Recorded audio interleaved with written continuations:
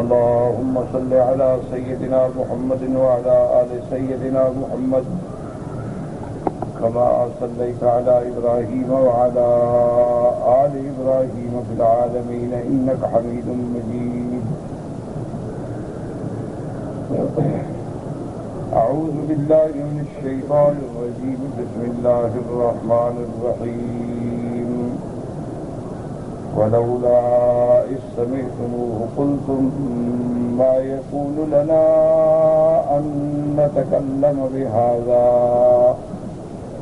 سبحانك هذا بهتان عظيم. يعظكم الله أن تعودوا لمثله أبدا إن كنتم مؤمنين ويبين الله لكم الآيات والله عليم حكيم.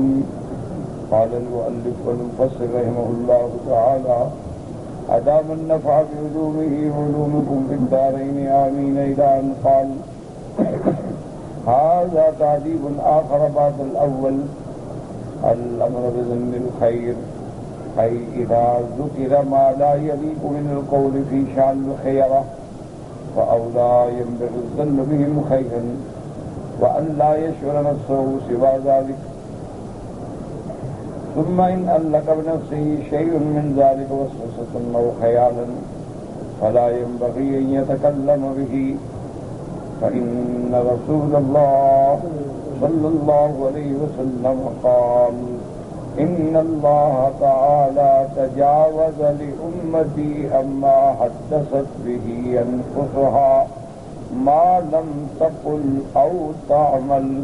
أخرجاه في الصحيحين. اب مفسر رحمۃ اللہ علیہ فرماتے ہیں کہ ان آیات میں اللہ تبارک و تعالیٰ اپنے بندوں کو ادب سکھلاتے ہیں. جیسے پہلے ایک حکم دیا تھا کہ جب اس قسم کی کوئی بات سنے تو اچھے لوگوں کے بارے میں اچھا گمان رکھے. یعنی اگر کوئی بات ایسے کہہ دی جائے لیکن جن کے بارے میں کہی جا رہی ہے وہ اچھے لوگ ہیں، پاک لوگ ہیں، تو مومن کو چاہیے کہ ان کے بارے میں اچھا گمان رکھے کہ بھئی ایسی غلط بات نہیں ہو. اب اللہ تبارک و تعالیٰ اس آیات مبارکہ میں ایک دوسرا ادب سکھاتے ہیں کہ اَيْ اِذَا ذُكِرَ مَا لَا يَلِيقُ مِنَ الْقَوْلِ، اگر ایسی بات کی جائے جو بات اچھے لوگوں کی شایان شان نہ ہو فَأَوْلَىٰ يَنبَغِي الظَّنُّ بِهِ خَيْرًا، سب سے بہتر بات یہ ہے کہ آدمی ان کے بارے میں بہتری کا گمان کرے. وَأَلَّا يَشْعُرَ نَفْسَهُ سِوَىٰ ذَلِكَ، اور اپنے جی میں بھی اور کسی قسم کا خیال نہ لائے کہ یہ اچھے لوگ ہیں، پاک لوگ ہیں، ایسے کسی دشمن نے اڑائی ہوگی. ثم ان علق بنفسه شيء من ذلك وسوسة او خيالا، لیکن بندہ ہے اگر اس کے دل میں کوئی برا خیال پیدا بھی ہو جائے تو پھر ادب یہ ہے کہ اس کو زبان پہ نہ لائے، بس جہاں تک دل میں خیال ہے خیال کو خیال کی حد تک رہنے دے. کیونکہ حدیث مبارک ہے اور صحیح حدیث ہے جس کو امام بخاری اور امام مسلم رحمۃ اللہ علیہم نے بھی نقل فرمایا. میرے آقا رحمت دو عالم سیدنا محمد مصطفیٰ صلی اللہ علیہ وسلم نے فرمایا ان اللہ تعالی تجاوز لامتی، اللہ تبارک و تعالیٰ نے میری امت کی وہ باتیں معاف کر دی ہیں جو ان کے دل میں آئیں، دل میں خیال آ رہا ہے. ما لم تقل او تعمل، نہ اس نے زبان سے کہا نہ اس کے مطابق عمل کیا، صرف خیال ہے دل میں، اللہ اس پر مواخذہ بھی نہیں فرما. اللہ تبارک و تعالیٰ نے وہ معاف کر دیا. دل میں تو غلط خیالات آ جاتے ہیں، حتیٰ کہ آدمی نماز پڑھ رہا ہو برے خیال آ جاتے ہیں، تو جب اللہ نے معاف کر دیے ہیں تو وہم کرنے کی ضرورت ہے. ہاں ان گندے خیالات کو نہ زبان پہ لائے نہ ان کے مطابق عمل کرے. وقال اللہ تبارک و تعالی ولولا اذ سمعتموه قلتم ما يكون لنا ان نتكلم بهذا ما ينبغي لنا ان نتقوى بهذا الكلام ولا نذكره لاحد، کہ جب تم لوگوں نے سنا تھا کہ بی بی عائشہ صدیقہ کے بارے میں رضی اللہ تعالی عنہا کے بارے میں دشمنوں نے بات اڑائی ہے، تو تم لوگوں نے فوراً یہ کیوں نہ کہا کہ بھئی ہمیں زیب نہیں دیتا ہم زبان کھولیں؟ نبی کی بیوی ہے، امہات المؤمنین ہے، حضرت صدیق کی بیٹی ہے، یہ ہو ہی نہیں سکتا۔ سبحانک ھذا بہتان عظیم، اے سبحان اللہ ان یقال ھذا الکلام علی زوجۃ رسولہ وحلیلۃ خلیلہ۔ تم فوراً کہتے کہ پاک ہے اللہ کی ذات کی، ہم ایسی بات کریں نبی کی بیوی کے بارے میں اور نبی کی زوجہ کے بارے میں؟ کبھی نہیں ہو سکتا۔ محمد مصطفیٰ بھی پاک ہیں اور ان کا گھرانہ بھی پاک ہے۔ ثم قال تعالی یعظکم اللہ ان تعودوا لمثلہ ابدا ان کنتم مؤمنین، ای ینہاکم اللہ متوعظا۔ اصل تو وعظ کا معنی ہوتا ہے نصیحت، لیکن معنی یہی ہوتا ہے، نصیحت کا مطلب کیا ہوتا ہے؟ برائی سے روکنا۔ تو اس لیے مفسر فرماتے ہیں کہ اللہ تمہیں روکتے ہیں اور ساتھ سخت وعید بیان فرماتے ہیں کہ ان یقع منکم ما یشبہ ھذا ابدا ای فیما یستقبل۔ اللہ نے فرمایا کہ خبردار کبھی آئندہ اس قسم کی باتیں جو ہیں وہ مسلمانوں کی زبان پر بھی نہ آئیں۔ وَلِهَذَا قَالَ إِن كُنتُم مُّؤْمِنِينَ إِن كُنتُم تُؤْمِنُونَ بِاللَّهِ وَشَرْعِهِ وَتُعَظِّمُونَ رَسُولَهُ وَأَمَّا مَنْ كَانَ مُسْتَكْبِرًا فَغُنَاهُ عَلَى یعنی اگر تم ایمان والے ہو، اللہ پر ایمان ہے، اللہ کی شریعت پر ایمان ہے، اللہ کے رسول کی تمہارے دل میں عظمت ہے، تو خبردار پھر کبھی تمہاری زبانوں پر بھی ایسی بات نہ آئے۔ ہاں البتہ جو کافر ہیں، منافق ہیں، ان کے لیے الگ حکم ہے۔ وَيُبَيِّنُ اللَّهُ لَكُمُ الْآيَاتِ أَيْ يُوضِحُ لَكُمْ الْأَحْكَامَ الشَّرْعِيَّةَ وَالْحُكَمَ الْقَدَرِيَّةَ۔ اللہ پاک نے احکام اور اپنی حکمتیں جو ہیں واضح کر دی، کھول دی ہیں۔ واللہ علیم حکیم، اے علیم بما یسری بعدہ، اللہ علم والے ہیں، وہ جانتے ہیں میرے بندوں کے لیے کس حکم میں بھلائی ہے۔ حکیم فی شرعہ وقدرہ، اور اللہ نے جو شریعت نافذ فرمائی، جو تقدیر جاری فرمائی، اس میں حکمتیں ہیں، کیونکہ وہ علم والے بھی ہیں، وہ حکمت والے بھی ہیں۔ ان الذين يحبون ان تشيع الفاحشة في الذين آمنوا لهم عذاب أليم في الدنيا والآخرة والله يعلم وأنتم لا تعلمون۔ اب یہ تیسرا ادب سکھاتے ہیں، هذا تعذيب ثالث لمن سمع شيئا من الكلام السيء وقام به شيئا منه وتكلم به ولا يسمع ولا يشيء ويذيه۔ اللہ پاک نے فرمایا کہ خبردار اگر تمہیں کوئی بری بات پہنچے تو اس بری بات کو سننے کے بعد آگے نہ پھیلایا کرو، کیونکہ برائی کا پھیلانا جو ہے یہ بھی برائی ہے۔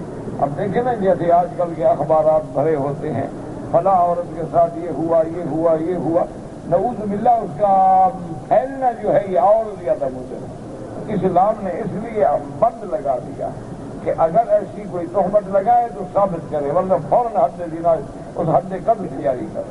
اگر ثابت ہو جائے حد زنا جاری کرو، بات ختم ہو جائے۔ یہ کیا ہے کہ روزانہ اس کو اچھالو اور اس کو تماشا بناؤ، تاکہ بعض کچے ذہن جو ہوتے ہیں وہ یہ باتیں پڑھ پڑھ کے بھی خراب ہو جاتی ہیں اور آئندہ برائی پھیلتی رہے۔ اسلام چاہتا ہے کہ برائی پھیلنے سے پہلے روکے، یہ نہیں کہ آگ پھیل جائے، جب سارے گھروں کو لگ جائے اب پانی لائے ہو بجھانے کے لیے، پھر کیا فائدہ ہوگا۔ وقال تعالی ان الذين يحبون ان تشيع الفاحشة في الذين آمنوا لهم عذاب أليم يختارون ظهور الكلام بالقوي، اور جو لوگ برائی کو پھیلانا چاہتے ہیں ان کے لیے عذاب دردناک ہے دنیا میں۔ لهم عذاب علیم فی الدنیا بالحد، اگر مسلمان ہیں تو ان پہ حد جاری ہوگی۔ وفی الآخرۃ بالعذاب، اور آخرت میں بھی اللہ عذاب دیں گے تو چاہیں تو معاف فرما دیں۔ واللہ یعلم وانتم لا تعلمون۔ اے برد الامور ترشدوا، اللہ جانتے ہیں تم نہیں جانتے۔ تو جب بھی کوئی بات ہو تو فوراً اللہ کے احکام کی طرف رجوع کرو، اللہ کے احکام کی تعمیل کرو، اللہ کے اوامر کی تعمیل کرو، اللہ کے نواہی سے بچ جاؤ، چونکہ وہ جاننے والے ہیں، ان کا ہر قانون تمہارے لیے باعث فخر باعث نفع ہے۔ وقال الامام احمد حدثنا محمد بن بكير قال حدثنا ميمون بن موسى قال حدثنا محمد بن عباس المخزومي صوبان نبي قال لا تؤذوا عباد الله ولا تؤيروهم ولا تطلبوا أوراتهم فإنه من طلب عورة أخيه المسلم طلب الله عورته حتى يفضحه في بيته۔ امام احمد رحمت اللہ علیہ نے حضرت صوبان سے روایت کی ہے کہ میرے آقا رحمت دو عالم سیدنا محمد مصطفیٰ صلی اللہ علیہ وسلم نے فرمایا کہ خبردار لا تؤذوا عباد اللہ، اللہ کے بندوں کو ایذا نہ پہنچایا کرو، ولا تعیروہم، اور ان کو گناہوں کا تانا بھی نہ دیا کرو کہ اگر ایک آدمی مسکین شرابی ہے، اللہ معاف کرے مصیبت میں ہے، پھر اس کو تم تانا دیتے تم شرابی ہو، تم شرابی، جرمانہ ہے کہ اور گناہ میں پکا ہو جائے، زانی ہے اللہ معاف کرے بیچارے سے گناہ ہو گیا ہے، تو اس کو تانے مت دو، اور نہ لوگوں کے عیب ڈھونڈو کہ یہ کدھر جا رہا ہے، کہاں جا رہا ہے، کس سے بات کر رہا ہے، کس گھر میں داخل ہو رہا ہے۔ اگر تم لوگوں کے عیب ڈھونڈو گے تو اللہ تمہیں تمہارے گھر میں رسوا کر دے گا۔ اسی لیے مسلمانوں کے عیب مت ڈھونڈو، مسلمانوں کے گناہوں کو تلاش مت کرو، اور اگر تمہیں کسی کا گناہ معلوم ہے اس پہ پردہ ڈالو اور اس کو بلا وجہ تانا نہ دو۔ جب تم گناہ گار کو گناہ کا تانا دیتے ہو تو شیطان خوش ہوتا ہے کہ یہ اور دیکھو پکا کر رہا ہے اس کو گناہ کا، اس کو کہو بھائی ٹھیک ہے، انسان ہے، غلطی ہوتی ہے، تم توبہ کرو، اللہ کی طرف رجوع کرو۔ اسی لیے اولیاء اللہ فرماتے ہیں کہ گناہ سے نفرت کرو، گناہ گار سے نفرت نہ کرو۔ گناہ بری چیز، لیکن گناہ گار بندے سے نفرت نہ کرو، کیونکہ وہ فرماتے ہیں کہ دیکھو جیسے تمہارے گھر میں کوئی بندہ بیمار ہو جاتا ہے، بخار ہو گیا، تو تکلیف ہو گئی، بیمار ہو گیا، تو پہلے اس کو تم ہمدردی کرتے یار آرام کر لو، اچھا بھئی یہ 2 گولیاں ذرا پناڈول کھا لو، پھر اس کی تکلیف ٹھیک نہیں ہوتی کہتے یار چلو تمہیں ہسپتال لے جائیں، جا کے ڈاکٹر کو دکھاتے ہو، چیک اپ کراتے ہو، تحلیلات کرواتے ہو، ایکس رے کرواتے ہو، دوائیں لیتے ہو، پابندی سے وقت کے مطابق اس کو دوائیں کھلاتے ہو، اور ڈاکٹر نے جو کھانے کے لیے کہا ہے وہ انتظام کرتے ہو، جن چیزوں سے منع کیا ہے روکتے ہو۔ تو اولیاء اللہ فرماتے ہیں کہ جیسے یہ جسم کا بیمار تمہاری ہمدردی کا مستحق ہے، اسی طرح گنہگار جو ہیں وہ بھی روحانی بیمار ہیں۔ کوئی زنا کی بیماری میں مبتلا ہے، کوئی شراب کی بیماری میں مبتلا ہے، کوئی بے حیائی کی بیماری میں مبتلا ہے، کوئی عریانی کی بیماری میں مبتلا ہے، کوئی گندے اعمال و افعال میں مبتلا ہے، تو وہ بھی تو بیمار ہیں، وہ بھی تمہاری مہربانی کا، تمہاری ہمدردی کا مستحق ہے کہ اس کے ساتھ ہمدردی کرو۔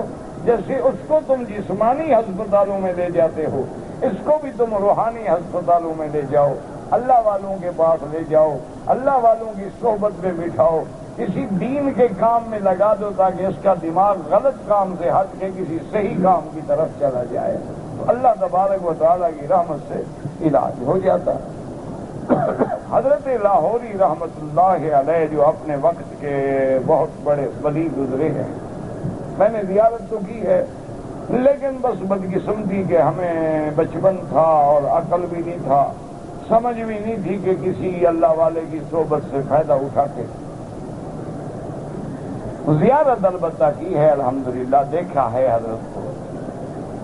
تو ہمیشہ حضرت فرماتے تھے، کہتے ہیں جو احباب اور جو ان کے جاننے والے، ان کے ساتھی، کہ حضرت فرماتے تھے کہ بھائی کوئی بھی بڑے سے بڑا آدمی گناہوں میں مبتلا ہے، لے آؤ فقیر کے پاس۔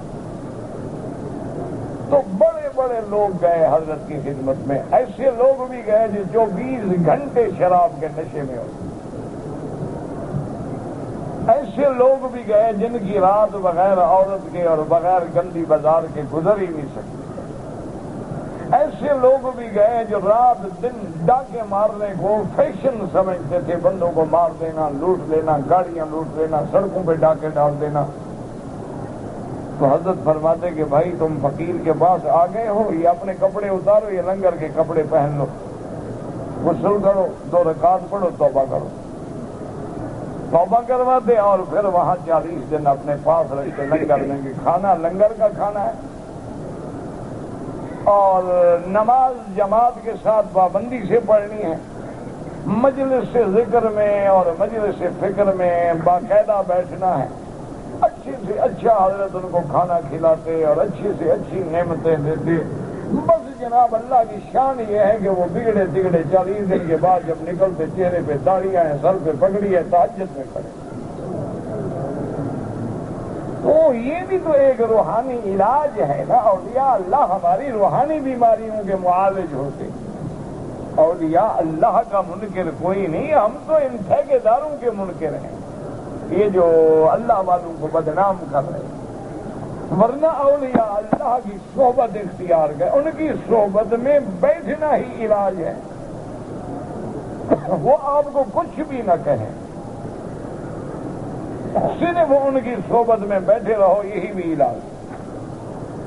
اس کی مثال دی ہے اولیاء اللہ نے کہ اگر کسی جگہ کمرے کے اندر ایک بلب لگا ہوا ہے بجلی کا اور روشنی آ رہی ہے، تم نہ بھی چاہو تو کمرے میں روشنی تو آ رہی ہے، تم چاہو یا نہ چاہو بلب جلے گا تو روشنی آئے گی، تم چاہو یا نہ چاہو اللہ والوں کے بعد بیٹھو گے تو ان کے نور ایمان کی روشنی بھی آئے گی، اور اس سے بھی تم مستفید ہوگے، اور اس سے اللہ تمہیں ہدایت کا ذریعہ دے گا۔ اور یہی اولیاء اللہ کی پہچان ہے کہ جن کی صحبت میں بیٹھ کے ہدایت ملے، جن کی صحبت میں بیٹھ کے دین ملے، جن کی صحبت میں بیٹھ کے اتباع محمد مصطفیٰ ملے، سمجھ لیے اللہ کا ولی، اور جن کی صحبت میں بیٹھ کے برائی ملے، جن کی صحبت میں بیٹھ کے اور گندی گندی باتیں یاد آئیں، سمجھ لو یہ کوئی شیطان کا ساتھی ہے، ولی شلی نہیں ہے۔ اولیاء اللہ تو وہ ہوتے ہیں اذا رأوا ذکر اللہ، کہ جب ان کے چہرے پہ نظر پڑے تو اللہ کی یاد آئے اور اللہ کا ذکر زبانوں پہ آ جائے۔ الا ان اولیاء اللہ لا خوف علیہم ولا هم یحزنون۔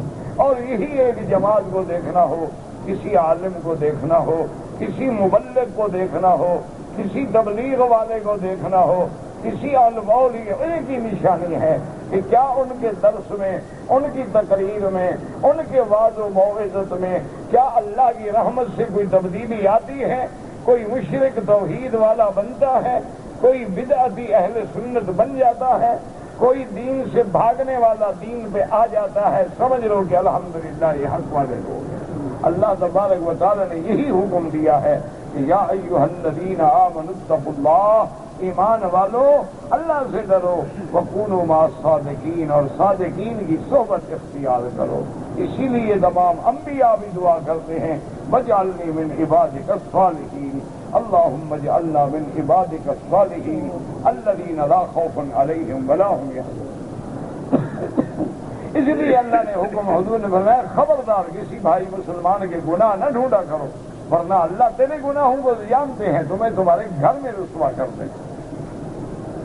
وَلَوْلَا فَضْلُ اللَّهِ عَلَيْكُمْ وَرَحْمَتُهُ وَأَنَّ اللَّهَ رَءُوفٌ رَحِيمٌ يَا أَيُّهَا الَّذِينَ آمَنُوا لَا تَتَّبِعُوا خُطُوَاتِ الشَّيْطَانِ وَمَن يَتَّبِعْ خُطُوَاتِ الشَّيْطَانِ فَإِنَّهُ يَأْمُرُ بِالْفَحْشَاءِ وَالْمُنكَرِ وَلَوْلَا فَضْلُ اللَّهِ عَلَيْكُمْ وَرَحْمَتُهُ مَا زَكَىٰ مِنكُم مِّنْ أَحَدٍ أَبَدًا وَلَٰكِنَّ اللَّهَ يُزَكِّي مَن يَشَاءُ واللہ سمیع علیم۔ یقول اللہ تعالیٰ ولولا فضل اللہ علیکم ورحمتہ وان اللہ رؤوف رحیم لولا هذا لكان امر آخر فلكنه تعالى رؤوف بعباده رحیم بهم وتاب على من تاب اليه من هذه الخزية وطهر من طهر منهم بالحد الذي أقيم عليهم اللہ تبارک و تعالیٰ فرماتے ہیں وَلَوْلَا فَضْلُ اللَّهِ عَلَيْكُمْ، اگر اللہ کا فضل نہ ہوتا، اللہ کی رحمت نہ ہوتی تو تمہارا انجام کچھ اور ہوتا۔ یہ تو اللہ کا فضل ہے، اللہ کی رحمت ہے کہ اللہ پاک اپنے بندوں پہ مہربان ہے، اس لیے اللہ نے جن کو توبہ کی توفیق دی ان نے توبہ کر لی، اور جن کو اللہ نے چاہا ان کو دنیا میں حد لگ گئی وہ پاک ہو گئے، یہ بھی تو اس کی مہربانی۔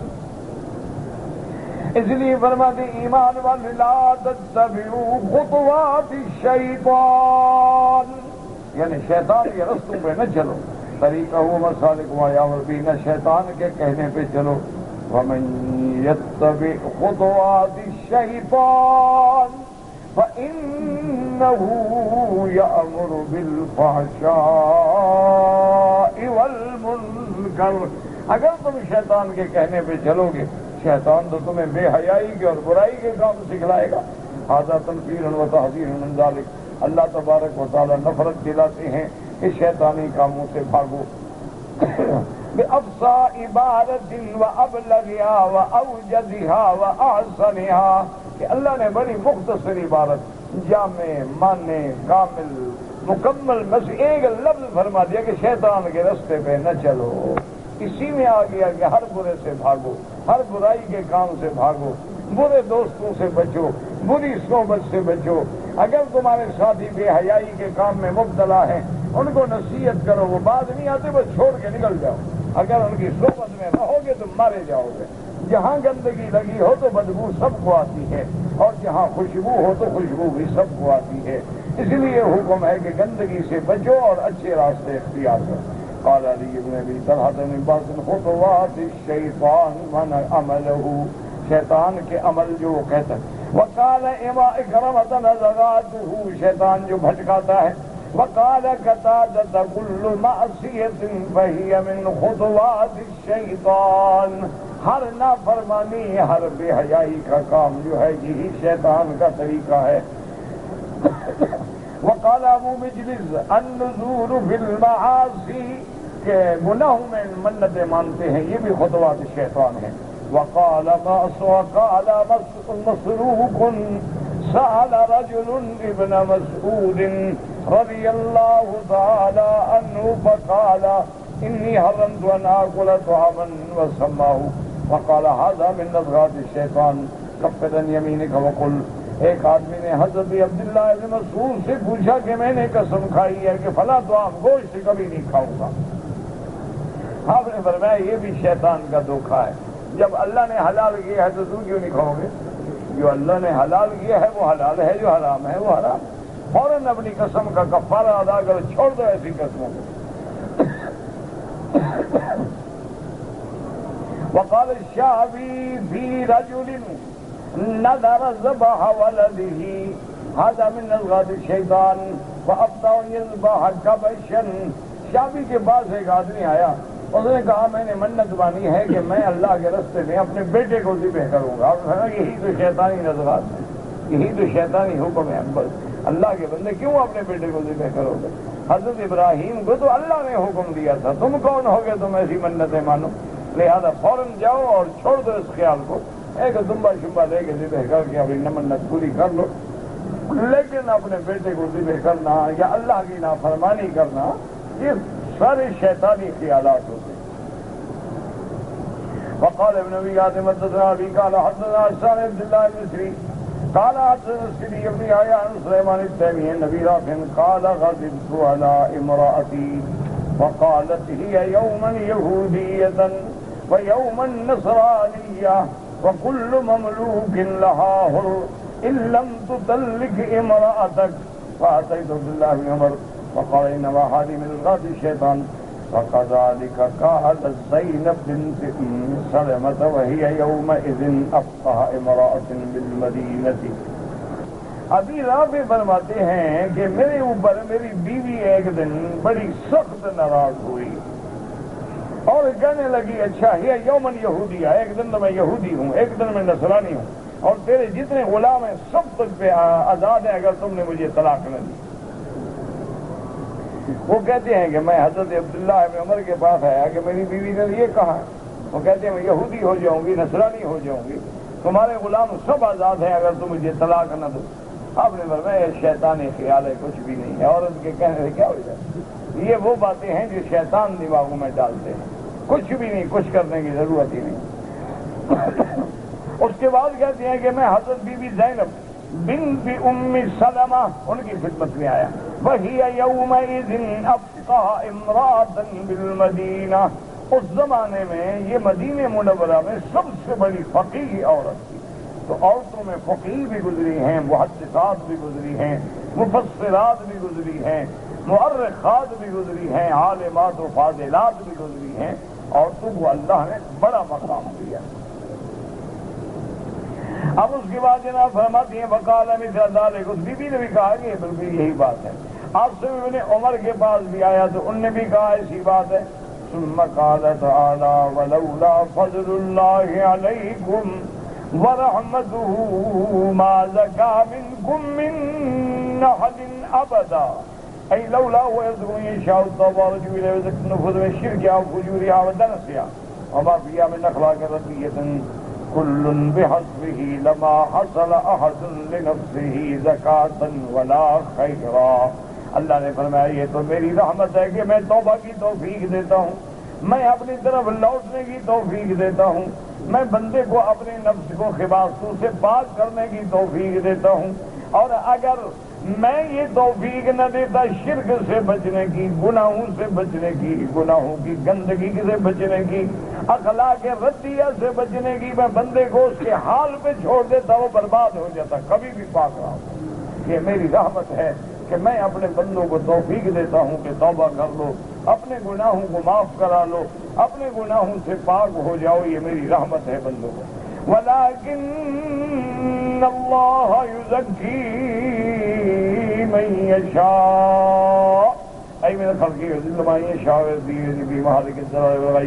اللہ جس کو چاہتے ہیں اپنے بندوں میں سے اس کو پاک بنا دیتے ہیں، اس کو توبہ کی توفیق دے دیتے ہیں، اور جس کو چاہتے ہیں اس کو ہلاک کر کے گمراہیوں میں ڈال دیتے ہیں. واللہ سمیع علیم.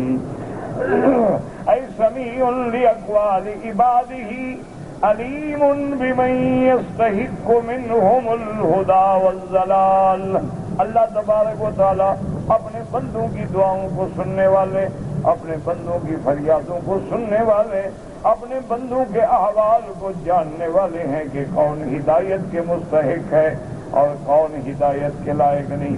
اللہ جس کو ہدایت دیتے ہیں یہ بھی اس کی حکمتیں ہیں، اور اللہ نے اگر کسی کو ہدایت نہیں دی تو یہ بھی اس کی حکمتیں ہیں. نؤمن بالقدر خیرہ وشرہ من اللہ تعالی والبعث بعد الموت. اللہم اہدنا فیمن ہدیت وعافنا فیمن عافیت واللہ اعلم. کہتے ہیں جی کہ اگر عید میلاد النبی بدعت ہے تو اپنے بچوں کی سالگرہ کیوں مناتے ہیں؟ تو یہ سالگرہ بھی بدعت ہے. یہ کس نے کہا ہے مناؤ؟ یہی تو ہم کہتے ہیں جو میں سمجھ نہیں آتی کہ یہ سالگرہ جو بچوں کی مناتے ہو یہ انگریز کی رسم ہے، کافروں کی رسم ہے، عیسائیوں کی رسم ہے. یہ بھی تو حرام ہے. کس نے کہا ہے کہ حلال ہے؟ بچوں کی سالگرہ مناؤ یا کسی اولیاء اللہ کی سالگرہ مناؤ یا نبی کی سالگرہ مناؤ، یہ بالکل خلاف شریعت ہے اور خلاف کتاب و سنت ہے. اور اگر کوئی بندہ دعویٰ کرے کہ میں محبت کی بنا پہ ایسا کرتا ہوں تو یہ بھی جھوٹ ہے. اگر محبت کی بنا پہ یہ ہوتا تو سب سے پہلے اصحاب رسول اللہ اور اہل بیت رسول اللہ مناتے.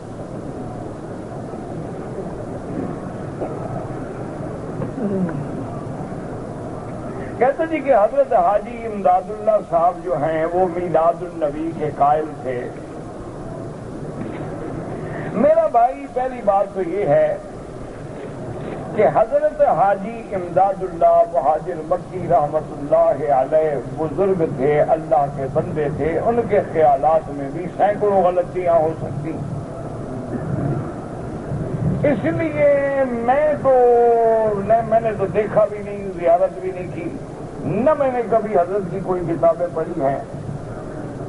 لیکن یہ بات کتابوں میں موجود ہے کہ حضرت رشید احمد گنگوہی رحمت اللہ علیہ جو حضرت حاجی صاحب کے مرید بھی تھے اور یعنی سب سے بڑے مریدوں میں بلکہ شاید مقام خلافت پر بھی تھے، اللہ عالم،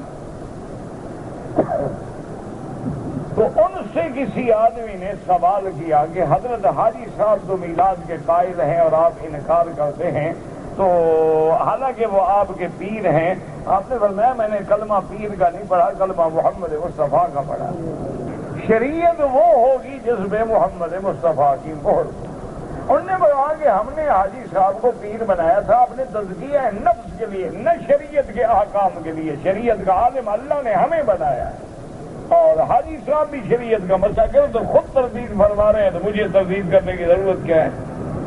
اور اگر تم علم والے ہو نا تو اللہ تمہیں توفیق دے، تو تذکرۃ الرشید میں اسی مسئلہ میلاد النبی پر جو حضرت تھانوی اور حضرت گنگوہی کے درمیان میں خط و کتابت ہے، لیکن کوئی عالم آدمی پڑھے، عام آدمی کو سمجھ بھی نہیں آئے گی، عام آدمی کے ذہن کے اوپر سے ٹکر جائے گی بات، کیونکہ علمی باتیں ہیں۔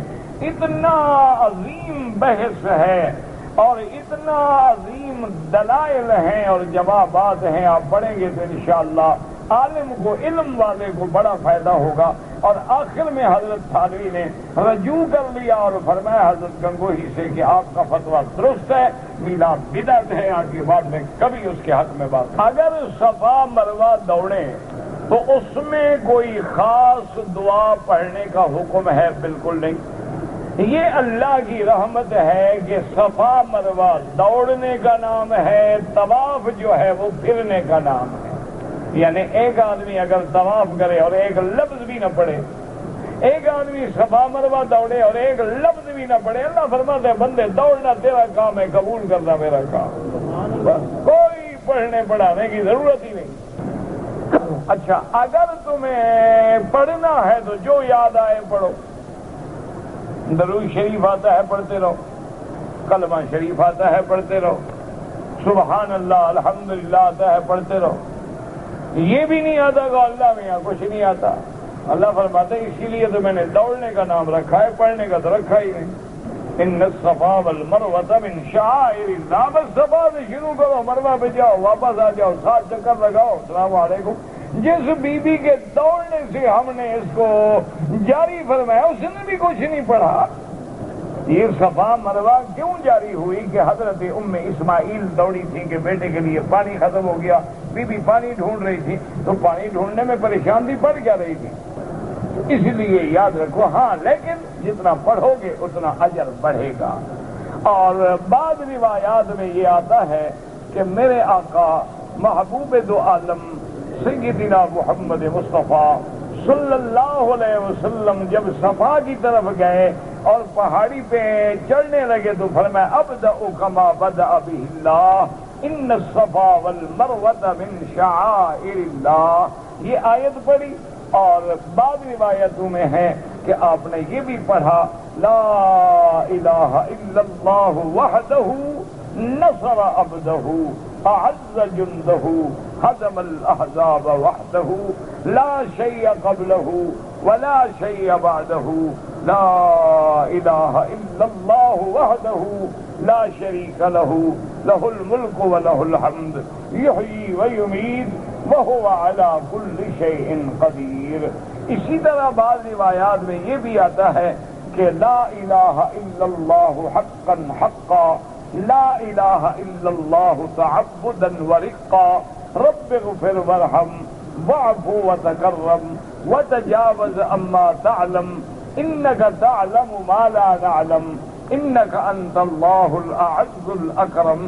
لیکن بہرحال آپ ان سب چیزوں کے پابند نہیں ہیں، آپ کو جو یاد ہے وہی پڑھو، تاکہ اصل مقصد ہوتا ہے عبادت میں دل کا لگنا۔ یہ جو آدمی کتابیں لے کے دعائیں پڑھتے ہیں تو خالص بدعت ہے، یہ تو کسی نے نہیں پڑھی، نہ نبی پاک نے نہ صحابہ نے۔ اور کتاب میں لگا ہوتا ہے اللہم اللہم انی انی انی اے اللہم، کیا یہ کیا ہے؟ پڑھنا ہی نہیں آتا، غریب دھکے کھا رہا ہے، ٹھوکریں کھا رہا ہے، غلط پڑھ رہا ہے، کیا کی ضرورت ہے کہ پڑھو؟ تمہیں اللہ نے کلمہ سکھایا ہے، کچھ نہ ہے مسلمان لا الہ الا اللہ محمد رسول اللہ تو جانتا ہے. افضل الذکر لا الہ الا اللہ محمد رسول اللہ. اسی طرح افضل الذکر افضل ما انا قلت والنبیون قبلی. حضور نے فرمایا لا الہ الا اللہ وحدہ لا شریک لہ لہ الملک ولہ الحمد یحیی ویمیت وہو علی کل شیء قدیر. جو درود شریف تو کون مسلمان ہے جس کو درود شریف بھی نہ آئے؟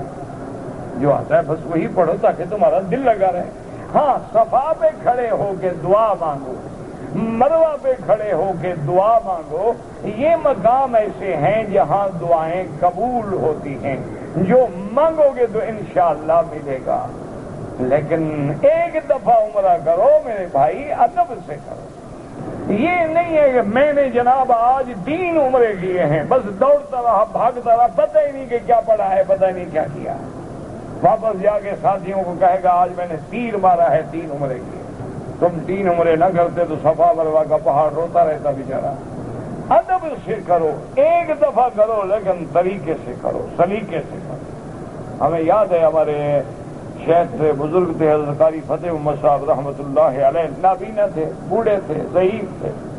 ایسے لوگ آیت من آیات اللہ، اللہ نے ان کو اپنے قرآن کا حفظ اور قرآن کا علم اور قراءت کا علم ایسا دیا تھا. میرے خیال میں آج تقریباً 80% لوگ جو ہے نا جی انڈو پاک میں ان کے شاگرد ہوں. اچھا وہ جناب جب عمرہ کرتے تھے نا، بڑے بڑے نوجوان جو ہے نا جی وہ بھی بھاگ جاتے تھے. میں نے تو خیر ایک آدھا دفعہ بس اتنا ہمت کرتا تھا کہ ان کے ساتھ طواف کا 1-2 چکر کر لیتا. بس میری اس کے بعد میری ہمت نہیں. بس 1 چکر یا 2 چکر تو بس ہو جاتے تھے، کیونکہ اب وہ صفا پہ کھڑے ہیں دعا مانگ رہے ہیں جناب. 1 گھنٹہ گزر گیا، کھڑے ہیں رو رہے ہیں دعائیں مانگ رہے ہیں. پھر مروا پہ گئے ہیں کھڑے ہیں جناب گھنٹہ. وہ تو صبح جو عمرہ شروع کرتے مغرب کو عمرہ ختم ہوتا. کون سا نوجوان ہے جو ساتھ دے جناب؟ کوئی پہلے چکر میں بھاگ جاتا، کوئی دوسرے میں بھاگ جاتا. یہ عمرہ ہوتا تھا پتہ لگے کہ تم نے عبادت کی ہے، تم نے مالک سے مانگا ہے، رو رو کے مانگا ہے کہ تیرے سوا دروازہ نہیں اور میں لیے بغیر جاؤں گا نہیں. پھر دیکھو کام بنتے ہیں کہ نہیں. تم تو اللہ اکبر اللہ اکبر اللہ اکبر بتائیں، نماز کو ٹکرے مارتے ہیں کہ نماز مر جائے جان چھوڑے. یہ کون سی نماز؟ اللہ کے نزدیک میں دیانت داری سے آپ کو بتا رہا ہوں، تم میرے بھائی ہو، بزرگ ہو، جو آدمی ٹکرے مارتے ہیں اللہ اکبر اللہ اکبر اللہ، بالکل نماز ادا ہی نہیں ہوتی. پڑھو یا نہ پڑھو کوئی دینے کا بھی فائدہ نہیں. ابھی رکوع میں اٹھ رہے ہیں، کمر سیدھی نہیں ہوئی، اللہ اکبر سیدھے میں بھی پہنچ گئے. سیدھے میں اٹھے ابھی کمر سیدھی نہیں، دوسرے سیدھے میں بھی ٹھک ہو گئے. انا للہ. کون سی نماز ہے؟ ایکسپریس ٹرین چل رہی ہے، گاڑی نکل جائے گی، ہوائی جہاز اڑ جائے گا. نہ پڑھو، جاؤ. پڑھنا ہے 2 رکعت پڑھو، ادب سے پڑھو. کہتے جی کہ ہم مکہ میں ٹھہرے ہوئے ہیں، 1 دن کے لیے ہم مدینہ منورہ جانا چاہتے ہیں. ہمارا ارادہ ہے کہ ہم مدینہ جا کے عمرہ کر لیں، بڑا اچھا ارادہ ہے. لیکن ہم اڈے پہ جائیں، جہاں بس اتارے وہیں سے واپس آ جائیں، مسجد میں بھی نہ جائیں. عمرہ تو تمہارا ہو جائے گا، لیکن ایسا بد نصیب بھی کوئی ہے کہ مدینے جائے اور حضور کی مسجد میں بھی نہ جائے اور سلام بھی نہ پڑھے. یعنی دیکھو عمرہ اتارنا چاہتا ہے، عمرہ مدینے کا کرنا چاہتا ہے، جس نبی کی سنت پہ عمل کرنا چاہتا ہے اس کے پاس نہیں جانا چاہتا. اللہ ہدایت دے. اور کیا کر سکتے. ہاں جی مسجد نبی نہ جائے عمرہ ہو جائے گا تو نہ جاؤ. عمرہ تو طائف جا کے کر لو، پھر تو ضروری جانا ہے وہاں. طائف بھی میقات ہے. حراموں کو چلے جاؤ، جو اوپر سے مہربانی کر کے حرام باندھ کے آ جاؤ. یہ تو بدبختی نہ کرو نا کہ مدینے میں پہنچ ہی جاؤ، بس کے اڈے پہ کھڑے اور مسجد میں نہ جاؤ.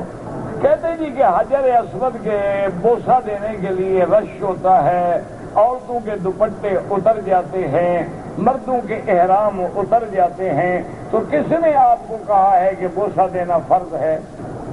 یہ جاہلیت ہے، بے وقوفی ہے. اسی لیے عورتوں کے دوپٹے اتر جاتے ہیں کہ لوگ پوچھیں گے کہ جی آپ نے حجر اسود کو بوسہ دیا تھا، اور جی نہیں رش تھا. انہوں نے کہا نہیں تو گیا ہی نہیں گیا، تیرا تو عمرہ ہی نہ ہویا نا، تو حجر اسود کو چومیا ہی نہیں. کیونکہ ہمارا کام تو پتھروں کے چومنے کے بغیر ہوتا ہی نہیں نا.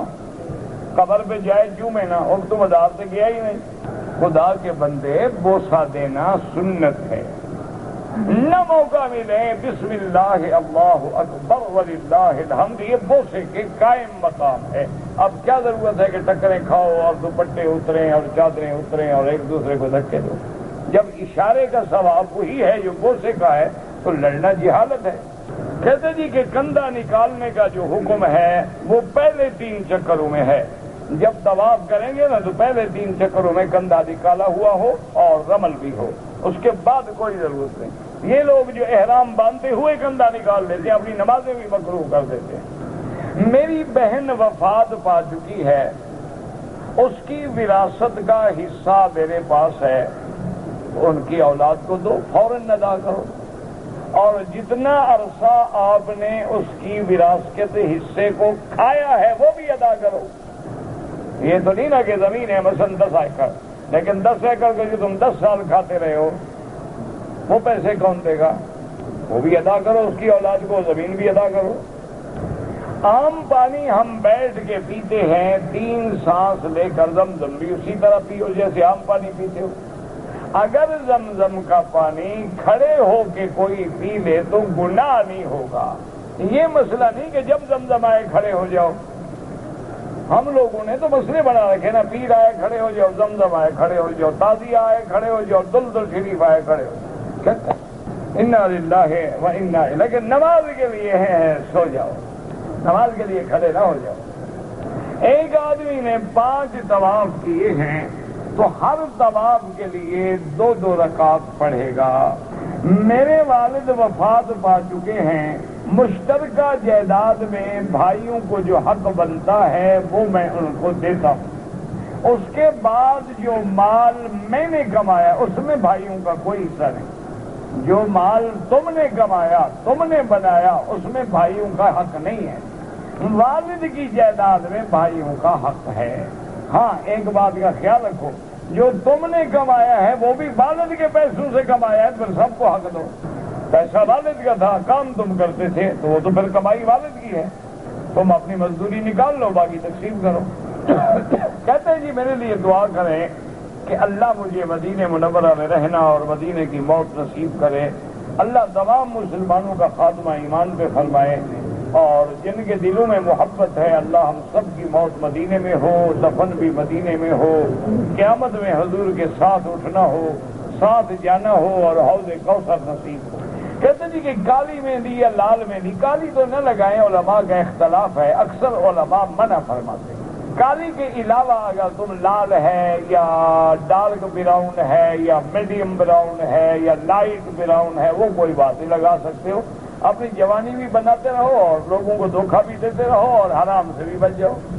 ہے تو دھوکہ دینے والی بات ہے جی، ورنہ جب ٹانگیں جواب دے جائیں، اوپر جو داڑھی سیاہ ہو، بلا پتہ نہیں لگتا اگلے کو یہ پاگل کیا کر رہا ہے، وہ پہلے سے بھی برا لگتا ہے۔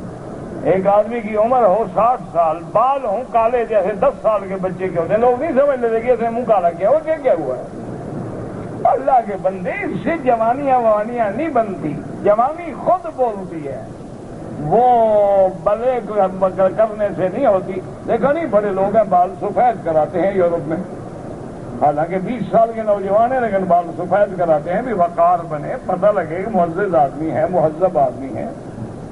بعض لوگ اپنے بالوں کو تو مکالے کرنے کے چکر میں ہو، وہ سفید کرنے کے چکر میں۔ اچھا انگریز جو ہے بدبخت، وہ جناب دھوپ میں آ کے لیٹتے ہیں تاکہ رنگ کالا ہو جائے، اور تم گری میں مل مل کے نہ کالا رہتا ہے نہ سفید رہتا ہے، کوئی اور بلا اندر سے نکل آتی ہے۔ انا للہ و انا الیہ راجعون۔ اگر ایک آدمی نے عمرہ کرنے کے بعد صفا مروہ دوڑ لیا لیکن بال جدے میں کٹوائے، ایک بکری دم دینی ہوگی، کیونکہ اس کو یہاں نئی مطلب کا نہیں مل رہا ہوگا نا، کٹنگ صحیح نہیں ہوگی، تو بکری حضرت جہاں عمرہ ہے بال بھی وہیں کٹوانے ہیں، اور بکری بھی حد حرم میں دینی ہے، خود بھی گوشت نہیں کھانا ہے۔ سنت رسول کے مطابق داڑھی ایک مشت ہونا ضروری ہے۔ کوئی عمرے پہ آیا کام کرتا رہا، اللہ قبول کرے، کام کی چوری تھوڑی ہے۔ اگر کوئی آدمی ہمارا رشتہ دار فوت ہو گیا، میں نے نفل پڑھے، میں نے طواف کیا، قرآن پڑھا، اس کے لیے دعا کی، اللہ ثواب دے، انشاءاللہ اللہ ثواب پہنچائیں گے۔ میاں اور بیوی کے الگ الگ حقوق بیان کریں، رات بیوی سے پوچھ لو، ساری ذمہ داری مولوی وکی کی تو نہیں ہے، اس سے پوچھ لو بھی تیرے کیا حقوق ہیں، وہ تم سے پوچھ لے کہ میرے کیا حقوق۔ یا کتاب پڑھ لو ہدایت نامہ جو ہے نا کیا کہتے ہیں خامد بیوی، وہ پڑھ لو، اس میں حقوق تمہیں مل جائیں گے۔ یہ تقریر کا وقت ہے، مسئلے بتانے کا وقت ہے، میں حقوق بیان کرنے بیٹھوں۔ بیوی تمہاری کہنا نہ مانے، میرے بیان کرنے سے کیا ہو جائے گا؟ کچھ بھی نہیں ہوتا، ہماری بیویوں پہ بڑا اثر نہیں ہوتا، تو تیری بیوی پہ کیسے ہو جائے گا؟ او بابا، یہ مخلوق اللہ نے بنائی اس لیے ہے کہ ہم پر عذاب مسلط رہے۔ اگر کسی کے گھر میں خیر ہے تو خدا کا شکر ادا کرے۔ کہتے ہیں جی کہ میں مدینہ منورہ میں جب جاؤں تو وہاں یا رسول اللہ والا درود پڑھوں، یا رسول اللہ والا درود تو ہے ہی نہیں دنیا میں۔ جتنے درود ہیں اللہم صلی علی ہے، یا رسول اللہ تو ہے ہی نہیں۔ وہ تو ہے کہ جب حضور کے روضہ مبارک پہ صلاۃ و سلام پڑھو تو کہو الصلاۃ والسلام علیک یا رسول۔ نماز ظہر پڑھ رہے تھے، امام صاحب رکوع سے سجدے میں گئے، اللہ اکبر کہا، دوسرے سجدے میں اللہ اکبر نہیں کہا، امام نے چپکے سے سجدہ کر لیا، مقتدیوں نے نہیں کیا۔ تم کو کیسے پتہ لگا کہ امام نے کر لیا اور مقتدی؟ تم امام کو ڈھونڈ رہے تھے، دیکھ رہے تھے، اپنی نماز کا بھی فکر تھا تمہیں؟ بہرحال جن نے سجدہ نہیں کیا نماز نہیں ہوئی، دوبارہ پڑھیں۔ طواف قدوم وہ ہوتا ہے جو عمرے والا اپنا حج افراد والا پہلے آگے مکے میں کرتا ہے، اور قران والا طواف افاضہ وہ ہوتا ہے جو آدمی محرم اپنا مینا سے فارغ ہو کے آ کے کرتے ہیں۔ طواف زیارہ بھی کہتے ہیں، افاضہ بھی کہتے ہیں۔ بڑی مسجد بڑی ہے، چھوٹی چھوٹی علامتیں اب میں ڈھونڈنے جاؤں گا۔ امام اور ایک مقتدی ہو تو مقتدی داہنے طرف کھڑا ہو۔ اگر ایک آدمی نے میقات سے احرام نہیں باندھا، دم پڑ گیا، تو دوبارہ میقات میں جا کے عمرہ کر لے، دم معاف ہو جائے گا، بلا وجہ بچ جاؤ دم سے۔ گم شدہ چیز کے اعلان مسجد میں مجبوری ہو کریں ورنہ نہ کریں، منع ہے۔ مسجدوں میں اعلان کرتے ہیں کہ فلاں مر گیا ہے، جنازے پہ آ جاؤ، کوئی بات نہیں، یہ تو ٹھیک ہے، کرو گے تو کوئی آئے گا نا نماز پڑھنے۔ ہاں کوئی چیز ڈھونڈنا میرا فلاں، ہاں ایک آدمی کا بچہ گم ہو جائے، کیا کرو گے؟ مجبوری ہے، آ جائے گا مولوی صاحب کو اعلان کرو، بکریاں مسجد میں نہیں آتی، لہٰذا ایسے اعلان نہیں کرتے ہیں۔ آج کل بندے نہیں آتے، بکری بیوقوف ہے کہ مسجد آئے گی۔ حرم شریف میں نماز جماعت کے ساتھ شروع ہوتی ہے، جو عمارت نئی تعمیر ہوئی ہے وہاں لوگ نماز، اگر صفیں ملی ہوئی ہے تو وہ میلوں تک بھی چلے جاؤ، کوئی حرج نہیں۔ دوران طواف حتیم اور پتہ نہیں کے سامنے نفل نماز ادا کرنے میں کوئی حرج ہے؟ جب طواف ہو رہا ہے تو طواف کر لیں، تو آپ حتیم کے اندر نماز پڑھو یا مقام ابراہیم کے پیچھے جا کے دور نماز پڑھو۔ اگر خامند اپنی بیوی کو اجازت نہ دے تو اپنے والدین کے گھر میں جا سکتی ہے؟ نہیں، اس کی اجازت کے بغیر نہ جائے۔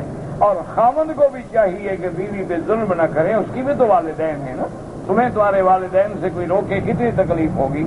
ہاں اگر اور کوئی خطرہ ہے، کوئی اندیشہ ہے، الگ بات۔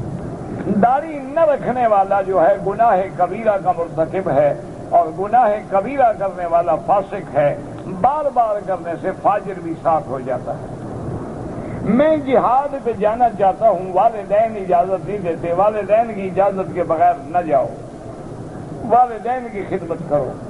کہتے جی کہ بعض لوگ پتلون ٹخنوں کے نیچے پہنتے ہیں، بالکل شدید گناہ ہے، اللہ کے نبی نے جہنم کی وعید سنائی ہے۔ میں نے ٹیلی فون پر آپ سے ملاقات کا کہا تھا تو میں نے بھی کہا تھا آپ کو کہ عشاء کے بعد مل لیں، پھر پرچی لکھنے کی کیا ضرورت ہے؟ مجھے بتاؤ، جو آپ نے کہا تھا میں نے بے وقوفی سے سن لیا تھا، اور جو میں نے کہا تھا وہ بھی آپ نے عقل مندی سے سن لیا ہوگا، اسی لیے پرچی لکھی ہے۔ انا للہ و انا الیہ راجعون۔ طواف میں ہم نے 7 چکر جب پورے کیے، جب ختم کریں گے پھر بھی کہیں گے بسم اللہ اللہ اکبر وللہ الحمد۔ میں عمرے پہ آیا ہوں، مجھے کسی آدمی نے رقم دی تھی کہ وہاں مسکینوں کو دے دینا، تو یہاں میں کسی مدرسے میں دے دوں؟ ہاں بالکل دے دیں، مدرسے میں سب سے زیادہ بہتر ہوتا ہے، طلباء ہوتے ہیں قرآن و حدیث پڑھنے والے، اور آج کل ہر چیز پر بات آزادی ہے، گانا ہو، مجرا ہو، اور کوئی بسنت ہو، صرف پابندی ہے تو محمد مدنی کی حدیث پڑھانے والے مدرسے۔ اگر عمرہ کرنے کے بعد عورت اپنے بال خود کاٹ لے اچھی بات ہے، کوئی بات نہیں، کوئی بنا نہیں۔ 15 شعبان کا روزہ نہ حدیث میں ہے، نہ قرآن میں ہے، نہ عمل صحابہ میں ہے، ان لوگوں نے رواج بنا رکھا ہے۔ غسل کے بارے میں آپ اذا قمتم الى الصلاۃ فاغسلوا کی آیت کے نیچے کوئی تفسیر کھول کے پڑھ لیں۔ رفع یدین کے بغیر بھی نماز ہو جاتی ہے۔ حضرت عبداللہ ابن مسعود جلیل القدر صحابی ہیں، فقہاء صحابہ میں ہیں، انہوں نے فرمایا صحابہ سے کہ آؤ میں تم کو نماز پڑھ کے دکھاؤں جیسے حضور پاک نے پڑھی ہے۔ انہوں نے نماز پڑھی اور رفع یدین نہیں کی۔ اگر ان کی ہو جاتی ہے تو انشاءاللہ باقی کی بھی ہو جائے گی۔ سبحان تکبیر تحریمہ کے بعد سبحانک اللہم و بحمدک، ہاں یہ بھی پڑھیں۔ اگر کوئی اللہم باعث بینی و بین خطا یہ بھی پڑھ لے، کوئی بات نہیں۔ حدیث مبارک میں یہ مسلم کی حدیث ہے، اذا قرأ فانصتوا، جب امام پڑھے تم چپ رہو۔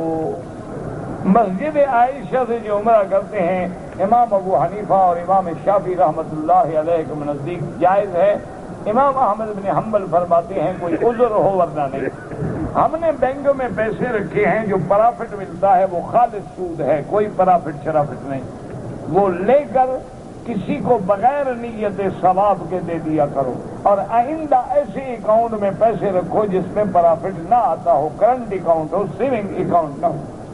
پتہ نہیں آپ نے فرمایا کہ تحفہ نہیں دینا، کیا تحفہ؟ تانا، اچھا تانا نہ دیا کرو، میں نے دیا اللہ معاف کرے۔